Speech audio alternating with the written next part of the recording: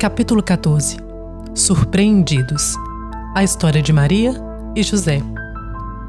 Deus não nos chama para viver tranquilamente. Ele nos chama para confiar nele, a ponto de não termos medo de nos colocar em situações em que teremos problemas se ele não vier em nosso socorro. Francis Chan. Após 400 anos de silêncio ensurdecedor, o povo de Deus desistiu de querer ouvir sua voz novamente. Foram-se os dias do Criador falando com seus amados no jardim, ou no topo do Monte Sinai, através de trovões e relâmpagos, ou na sarça que queimava, mas não se consumia, ou através de seus servos, os profetas, ou em sonhos e visões. Tudo isso parecia apenas fábulas. Agora não havia nada, nem mesmo um sussurro. Nenhuma pessoa viva conhecia alguém que conhecesse outro alguém que o tivesse ouvido falar.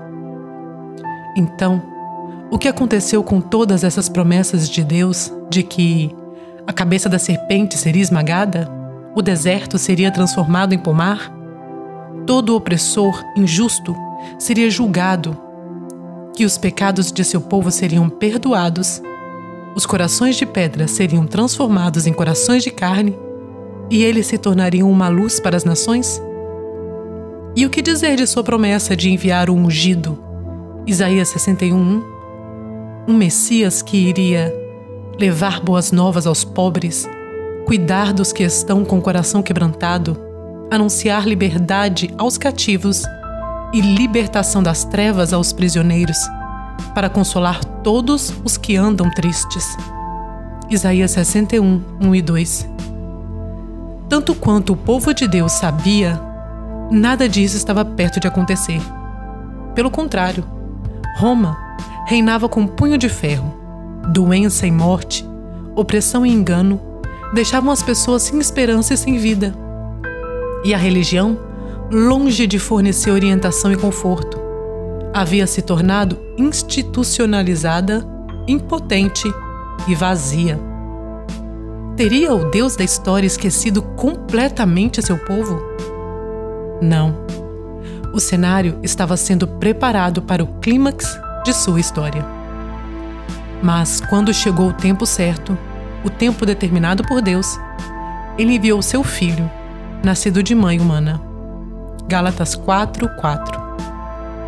Na pequena e sossegada vila de Nazaré, na Galileia, uma jovem judia, que teria possivelmente uns 14 anos de idade, estava noiva de um homem chamado José. Esse relacionamento não era como um namoro moderno de adolescentes. É mais provável que fosse a decisão de duas famílias, que, reunidas em um jantar, começaram a conversar e decidiram que seus filhos deveriam se casar. Mesmo assim, as esperanças e os sonhos da moça não seriam tão diferentes de qualquer outra jovem prestes a se casar. Como seria sua vida? Ela e o marido se dariam bem? Ela teria filhos? O que Deus tinha reservado para ela? Não é dito o que Maria estava fazendo, nem exatamente onde ela estava no momento da visitação do anjo. As Escrituras simplesmente dizem que Deus enviou o anjo Gabriel a uma virgem. Lucas 1:26-27. Essa não é a primeira vez que esse ser celestial aparece na Bíblia. O livro de Daniel, do Antigo Testamento, descreve outra visita. Eu, Daniel, estava procurando entender o que tinha visto, quando apareceu na minha frente um ser que parecia um homem. E ouvi uma voz humana que gritou assim: Gabriel, explica a visão a esse homem. Aí, Gabriel chegou mais perto de mim e isso me deixou muito assustado. Eu me ajoelhei e encostei o rosto no chão. Daniel 8:15-17. Lembre-se de que esse é o mesmo Daniel que esteve na cova dos leões e ali ficou em paz e sem medo em meio a um bando de leões famintos. Então, o fato de ele ter se assustado pela aparição de Gabriel nos diz que esse mensageiro divino não era um ser comum. A próxima vez que encontramos Gabriel é quando ele aparece para o sacerdote Zacarias. Como Daniel, quando Zacarias o viu, ficou com medo e não sabia o que fazer. Lucas 1:12. O anjo deu ao sacerdote a notícia de que sua esposa Isabel conceberia o filho que eles tanto desejavam. Como Isabel já havia passado da idade de engravidar, essa notícia foi uma grande surpresa. Zacarias, então, teve dificuldade em assimilar a mensagem. De fato, ele duvidou apertamente do mensageiro de Deus, e este o deixou mudo até o nascimento do bebê. Depois disso, então, temos a visita de Gabriel a Maria. Pelo que sabemos sobre essa criatura imponente, não é de admirar que ela tivesse ficado com medo. O anjo, porém, procurou rapidamente acalmá-la e assegurar-lhe que Deus tinha uma missão extraordinária para a sua vida. Não tenha medo, Maria, disse o anjo, pois você encontrou favor diante de Deus. Ficará grávida e dará à luz a um filho, e o chamará Jesus. Ele será grande e será chamado Filho do Altíssimo. Lucas 1, 30-32. Que mensagem notável! Tão notável quanto a resposta de Maria. Naquele momento, a jovem desistiu de se apegar ao roteiro que imaginou para si, permitindo que Deus escrevesse sua história em sua própria vida. A resposta de Maria a essa notícia surpreendente foi simples, humilde e confiante. Sou sua serva. Que aconteça comigo tudo o que foi dito a meu respeito. Lucas 1:38. Sim, meu Senhor. Há alguma outra resposta que possa ser dada ao Deus do universo?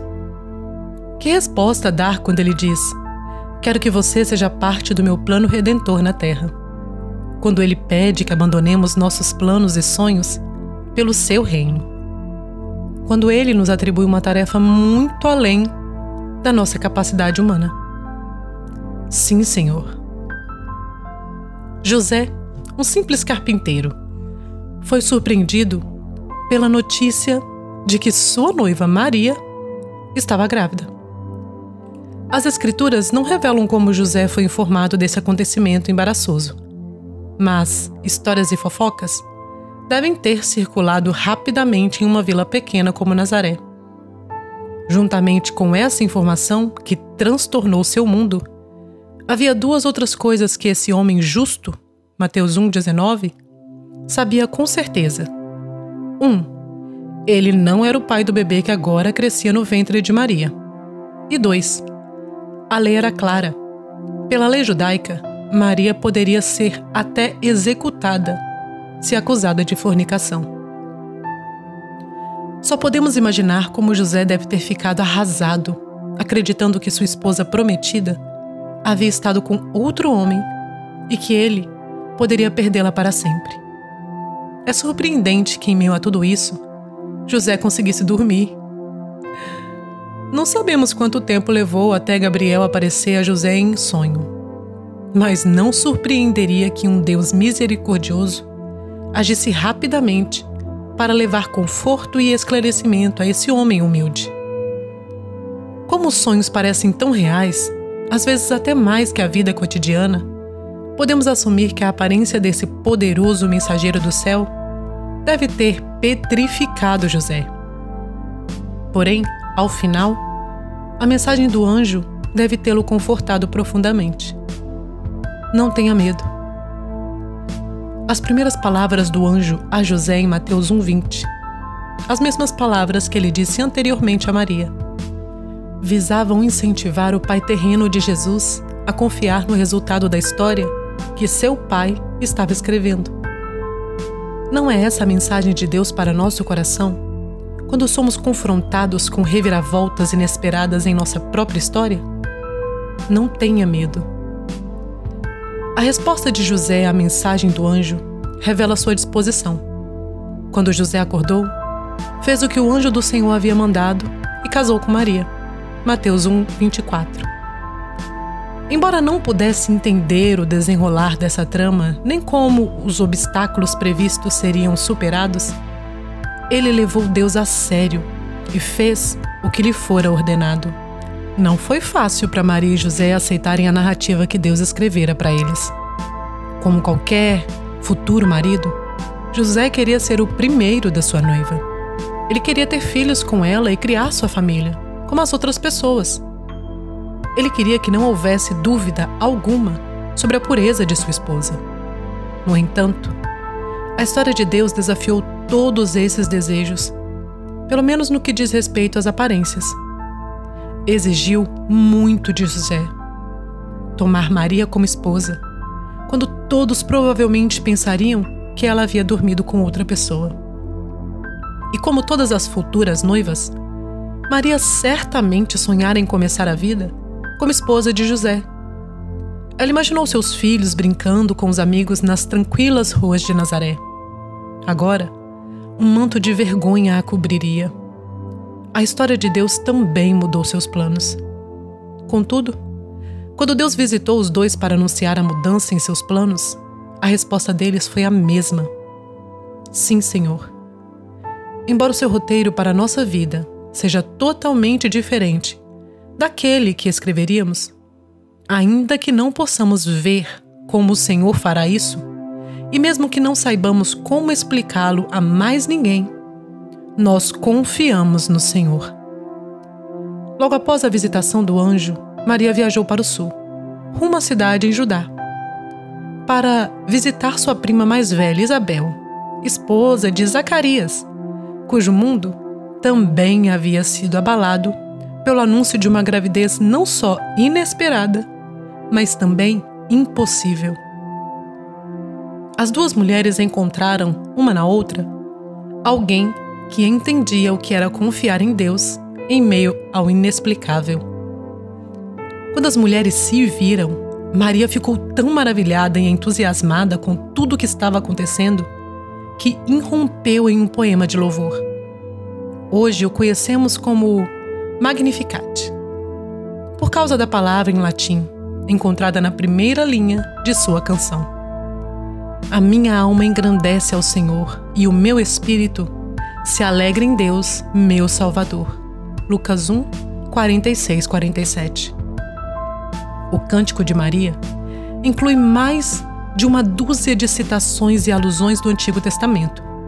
Algo extraordinário, considerado que não havia cópias pessoais das Escrituras disponíveis para leitura e que Maria provavelmente não sabia ler. Talvez ela as tivesse ouvido de algum escriba ou seu pai as tivesse citado. Mas, independentemente de como ela tenha aprendido esses textos sagrados, a questão é que, diante da reviravolta totalmente imprevista em seus próprios planos, Maria adorou. Ela exaltou o caráter de Deus. Ela praticou e se apegou às promessas de Deus. Ela entendeu que essa mudança nos eventos não era a respeito dela, era sobre Ele e seu plano de salvação. A sua misericórdia vai de geração em geração a todos os que nele temem. Lucas 1:50.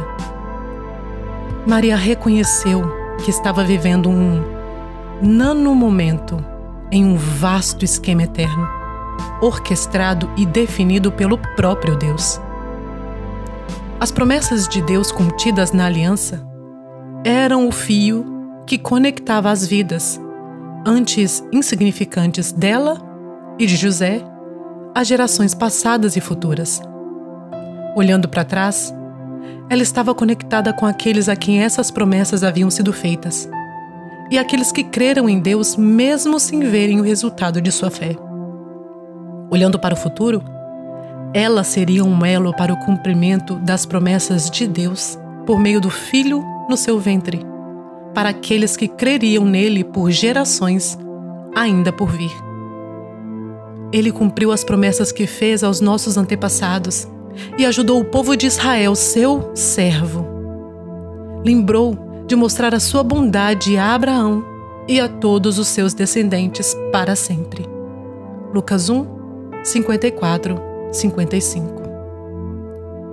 Após o choque inicial, a história de Maria e José continuou a ser diferente de tudo que eles escreveriam para si mesmos. Durante a gravidez de Maria, por exemplo, o imperador romano decretou que todos deveriam retornar à sua cidade natal para participarem de um censo. O quê? Era o pior momento para uma viagem de cerca de 130 quilômetros de distância, de Nazaré a Belém. Não fazia nenhum sentido. Nenhum sentido para nossa compreensão finita dos fatos. Só que fazia todo sentido para aquele que faz todo conforme o bom propósito da sua vontade, para o louvor da sua gloriosa graça. Efésios 1, 5 e 6. Aquele que revelara cerca de 700 anos atrás que o Messias nasceria em Belém, Malaquias 5:2. No tempo certo, o tempo determinado por Deus. Se o jovem casal pudesse ver o futuro, perceberia que sua história, com dificuldades e mistérios para os quais não havia explicação humana, estava longe de terminar. Aos 8 dias de idade, quando levaram o menino Jesus ao templo para dar-lhe o nome e praticar os rituais de dedicação necessários, o idoso Simeão falou com Maria sobre as provações que ela ainda enfrentaria. Este menino foi escolhido por Deus, tanto para a destruição como para a salvação de muita gente em Israel. Ele vai ser um sinal de Deus, muitas pessoas falarão contra ele, e a tristeza, como uma espada afiada, cortará o seu coração, Maria. Lucas 2, 34 e 35. Quando aquela mãe adolescente recebeu o filho recém-nascido nos braços do ancião e o segurou com firmeza, poderia ela prever o sentido daquelas palavras? Ela não sabia que mesmo antes do seu filho completar 3 anos, ela, José e o filho, ainda bebê, precisariam se mudar para um país estrangeiro, fugindo da ira de um rei inseguro e desconfiado que queria proteger seu trono. Ela não sabia que seu filho, que era pura bondade e amor, seria rejeitado e desprezado por aqueles a quem fora enviado para buscar, servir e salvar. Ela não podia imaginar que 3 décadas depois, já viúva, ela veria seu primeiro filho ser traído, falsamente acusado, torturado e assassinado. Sim, uma espada afiada cortaria o coração dessa mãe. Embora ela não soubesse as reviravoltas exatas que sua história traria, essa jovem judia mostrou estar consciente de que sua história estava ligada a uma história muito maior que o Deus da história estava escrevendo.